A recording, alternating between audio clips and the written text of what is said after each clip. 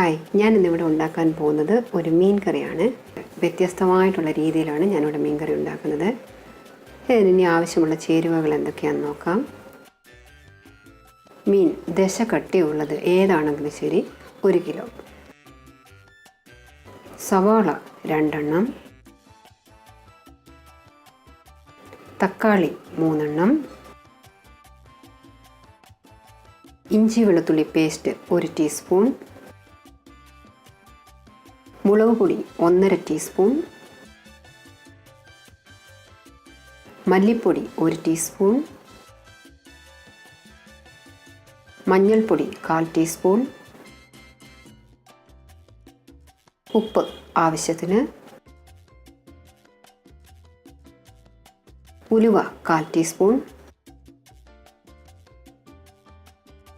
എണ്ണ ആവശ്യത്തിന്. പുളി 1 നാരങ്ങ വലുപ്പത്തിന്. കറിവേപ്പില ആവശ്യത്തിന്.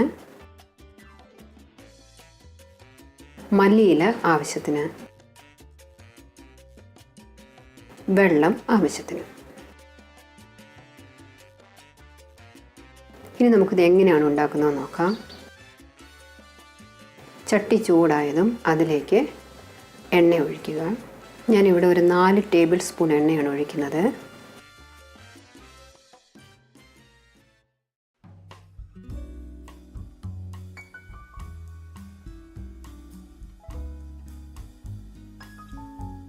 എണ്ണ ചൂടായതും നമ്മൾ ഉലുവ ഇട്ട് കൊടുക്കാം. ഞാനൊരു 1/4 ടീസ്പൂൺ ഉലുവയാണ് പറഞ്ഞിരുന്നത്. അതിൻ്റെ പകുതി ഇപ്പോൾ ഇട്ട് കൊടുക്കാം.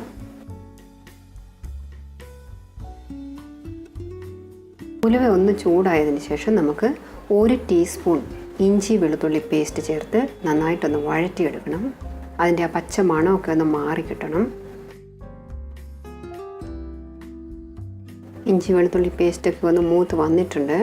ഇപ്പം നമുക്കിതിലേക്ക് സവാള നുറുക്കി വെച്ചിരുന്നത് ഇട്ട് കൊടുക്കാം.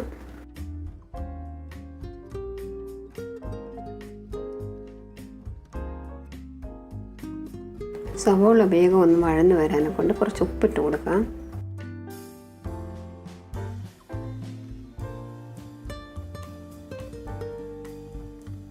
ഇപ്പോൾ സവാളയുടെ നിറമൊക്കെ ഒന്ന് മാറിയിട്ടുണ്ട്. ഒരുവിധം ഒന്ന് വഴന്ന് വന്നിട്ടുണ്ടത്. ഇപ്പം നമുക്കിതിലേക്ക് ആവശ്യത്തിനുള്ള മസാലപ്പൊടികളൊക്കെ ഒന്ന് ചേർത്ത് കൊടുക്കാം. 1/4 ടീസ്പൂൺ മഞ്ഞൾപ്പൊടിയും അതുപോലെ തന്നെ 1.5 ടീസ്പൂൺ മുളക് പൊടിയും ചേർത്ത് കൊടുക്കാം. തീ കുറച്ചിട്ടിട്ട് വേണം ഇതൊക്കെ ചേർക്കാൻ, ഇല്ലെന്നുണ്ടെങ്കിൽ വേഗം കരിഞ്ഞു പോകും. അതുപോലെ തന്നെ 1 ടീസ്പൂൺ മല്ലിപ്പൊടി കൂടെ ചേർക്കാം. ഇതെല്ലാം ഒന്ന് ചേർത്ത് നന്നായിട്ടൊന്ന് ഇളക്കിയെടുക്കണം. ഇപ്പം നമുക്ക് തക്കാളി നുറുക്കി വെച്ചിരുന്നില്ലേ, അത് ചേർത്ത് കൊടുക്കാം.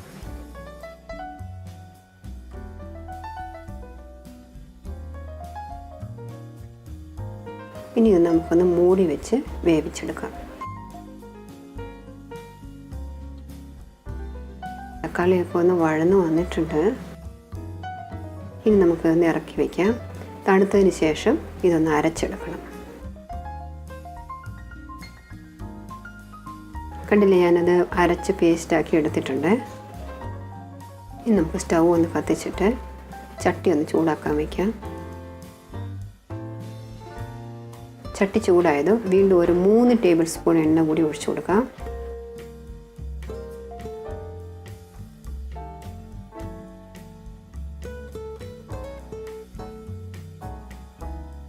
ഇപ്പോൾ 1/4 സ്പൂണിൽ നിന്ന് ബാക്കി വെച്ചിരുന്ന ഉലുവയല്ലേ, അതിട്ട് കൊടുക്കുകയാണ്.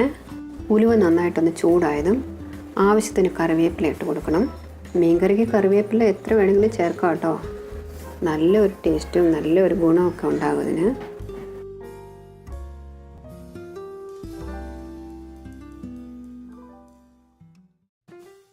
ഇപ്പം നമ്മൾ അരച്ച് വെച്ചിരുന്ന പേസ്റ്റില്ലേ, അതിനി ഇതിലേക്ക് ചേർത്ത് കൊടുക്കാം.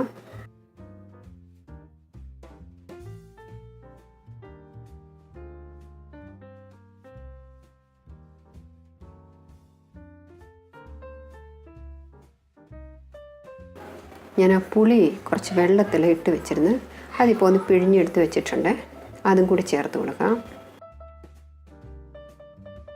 മീൻ വേകാൻ ആവശ്യത്തിനുള്ള വെള്ളം ചേർത്ത് കൊടുക്കണം കേട്ടോ. എൻ്റെ കയ്യിലുള്ള തക്കാളി അധികം പുളിയില്ലാത്ത തക്കാളിയാണ്. നിങ്ങളുടെ കയ്യിൽ അഥവാ പുളി ഉള്ള തക്കാളിയാണ് ഉണ്ടെന്നുണ്ടെങ്കിൽ നമ്മൾ പുളിയുടെ അളവ് പറഞ്ഞിരുന്നില്ലേ, അത് ചേർക്കുമ്പോൾ പുളി പിഴിഞ്ഞൊഴിക്കുമ്പോൾ അപ്പം കുറച്ച് മാത്രം ചേർക്കുക. ബാക്കിക്ക് കുറച്ച് വെള്ളം ചേർത്താൽ മതിയാവും.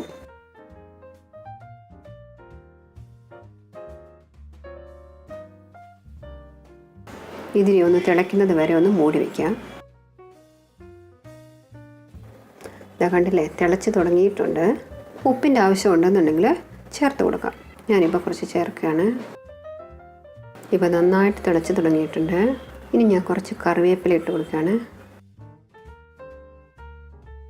ഇപ്പോൾ നമുക്ക് മീൻ കഷ്ണങ്ങൾ ഓരോന്നായിട്ട് അങ്ങനെ ഇടാം. മീൻ കഷ്ണങ്ങൾ ചേർത്ത് കൊടുക്കുന്നതിന് മുൻപായിട്ട് ഉപ്പോ പുളിയോ എരിവോ എല്ലാം കറക്റ്റായിട്ടുണ്ടോ ഇല്ലയോ എന്നൊക്കെ ഒന്ന് നോക്കണം. എരിവ് എങ്ങനെയാണ് ചേർക്കേണ്ടതെന്ന് ചോദിച്ചു കഴിഞ്ഞാൽ മുളക് പൊടി ചേർക്കരുത്. അതിന് പകരം ആവശ്യത്തിന് പച്ചമുളക് കീറിയിടുക. നമ്മുടെ നാട്ടിൽ കിട്ടുന്ന മീൻപുളി അല്ല ഇവിടെ കിട്ടുന്നത്. ഈ കറി നന്നായിട്ട് കുറുകി വരും. നല്ലൊരു കറിയാണിത്. ചപ്പാത്തിയുടെ കൂടെ ആണെങ്കിലും ചോറിൻ്റെ കൂടെ ആണെങ്കിലും ഒക്കെ കഴിക്കാൻ നല്ല ടേസ്റ്റുള്ള ഒരു കറിയാണ്. എല്ലാവർക്കും ഒത്തിരി ഇഷ്ടമാവും. നിങ്ങളിത് ഉണ്ടാക്കി നോക്കണേ. ഇനി നമുക്കിതൊന്ന് അടച്ച് വെച്ച് വേവിച്ചെടുക്കണം. ഇതേ കണ്ടില്ലേ, നന്നായിട്ട് തിളച്ചിട്ടുണ്ട്. മീനൊക്കെ വെന്തിട്ടുണ്ട്. ഇതിലേക്ക് നമുക്ക് കുറച്ച് കറിവേപ്പിലയും അതുപോലെ തന്നെ അരിഞ്ഞു വെച്ചിരിക്കുന്ന കുറച്ച് മല്ലിയിലയും ചേർത്ത് കൊടുക്കാം. നിങ്ങൾക്ക് ഈ വീഡിയോ ഇഷ്ടമായെന്നുണ്ടെങ്കിൽ ലൈക്ക് ചെയ്യാൻ മറക്കരുത്. അതുപോലെ തന്നെ ഷെയർ ചെയ്യാനും സബ്സ്ക്രൈബ് ചെയ്യാനും മറക്കരുത് കേട്ടോ.